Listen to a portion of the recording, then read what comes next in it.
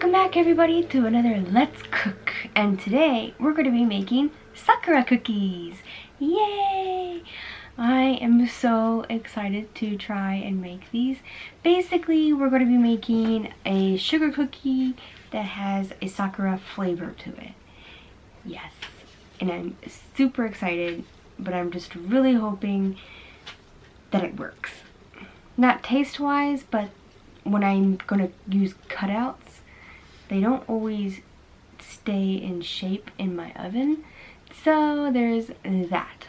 But I'm not really worried about the taste. I'm more worried about if they're going to spread in the oven or not. But that's a later thing, we'll find out. Let's start cooking, yay! Here is everything we'll be using today. We have flour. We will be using powdered sugar instead of regular sugar.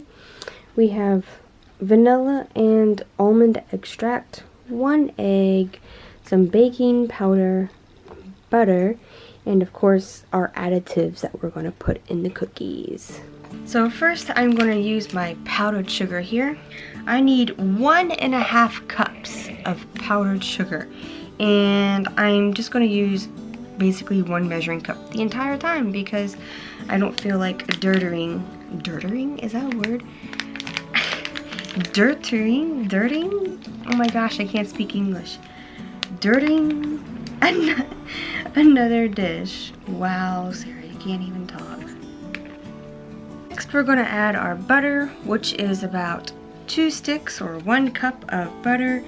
And basically, what I'm going to do is measure it out in my cup.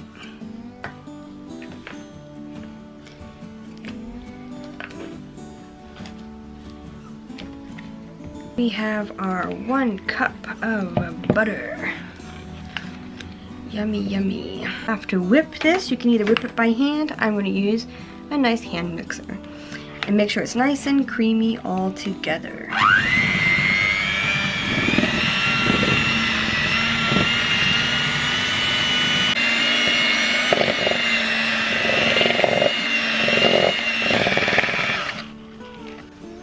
And next we're going to add our vanilla. Yes.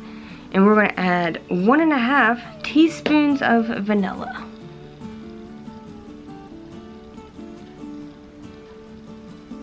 We are also going to add some almond extract. We're only going to do 1/4 of a teaspoon of vanilla. Of almond extract. I would put 1/2 of a teaspoon, but I am actually going to add some red food coloring because I want these to turn out a little pink. So I'm going to put in about 1/4 of a teaspoon of vanilla extract, as well as 1 egg. And we're going to beat this all up again.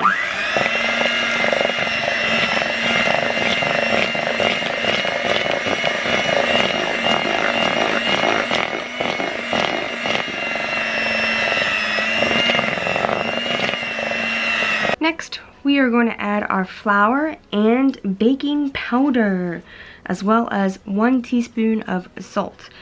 There's 2 teaspoons of baking powder and 2 3/4 cup of flour.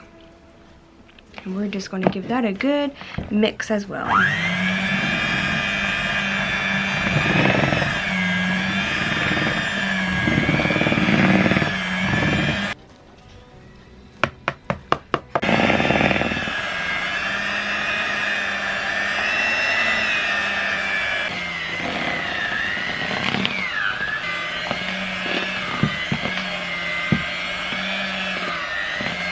So last, but the most important part, are the Sakura flavors.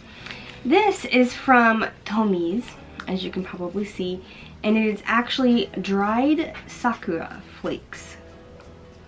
And that's going to be our flavoring, as well as kind of like a texture aspect to the cookie. It doesn't really smell like Sakura. It just smells like dried flowers, so there's that. but make sure you don't add this to it. It smells nice. At least they'll have a nice flavor. And I am adding the entire thing of this packet. This is 5 grams of dried sakura. And we're gonna mix this as much as we can. We might end up using the spatula just for the final bits, but we wanna make sure it's good and incorporated. Kind of reminds me of strawberry cake. Especially the boxed kind where it's like this pink color. I'm very happy with this color, by the way. I wasn't sure if the 1/4 teaspoon would be good or not, or too much, but I estimated correctly. I'm very happy. Just give it a good stir, because there's some on the bottom that didn't quite get up in it. Yeah, this looks really good. The batter itself tastes really good. Now I'm just hoping these dried sakura really give it that kick it needs. So like set the cookie apart from the rest, if you know what I mean. But yay! It is all ready, and I am going to put it in the refrigerator to chill. And then we can roll it out and hopefully make cutout cookies. Really hoping so. Right now the dough seems to be still really soft, and I wasn't expecting that. So we shall see. As reference, I am using this little cookie cutter here. It's not necessarily sakura shaped, but it is a flower shape, and that's about how big my cookies will be. Like, yeah, they're small. If I had a bigger cookie cutter, I would probably use it, but I don't. This is the kind I use actually to cut out my carrots and daikons if I'm making those kinds of things, but I'm using it as an actual cookie cutter today. What it's actually meant to do.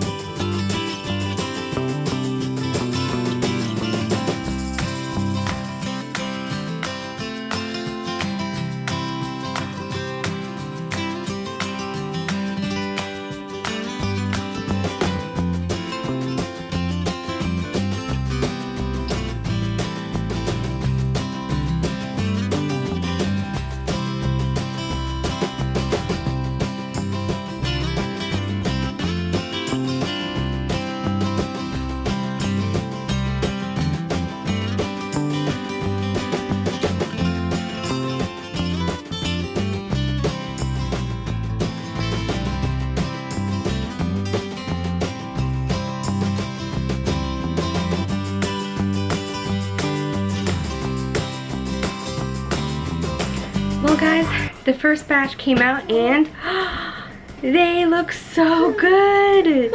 They actually kept their shape, which I am so happy about, and they just look perfect, like exactly what I wanted. So let's do a quick taste test while it's still kind of warm, and yeah.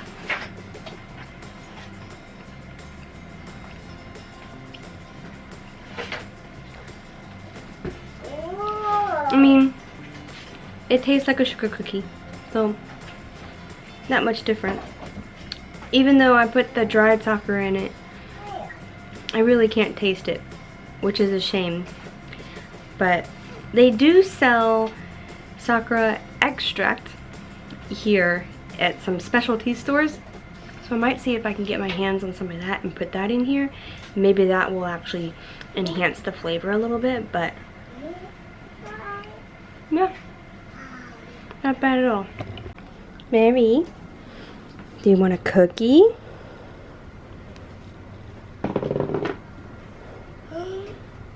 A cookie? Yum yum. Now I will say, for these cookies, I made small ones, and half of the cookie batch has already made 50 cookies.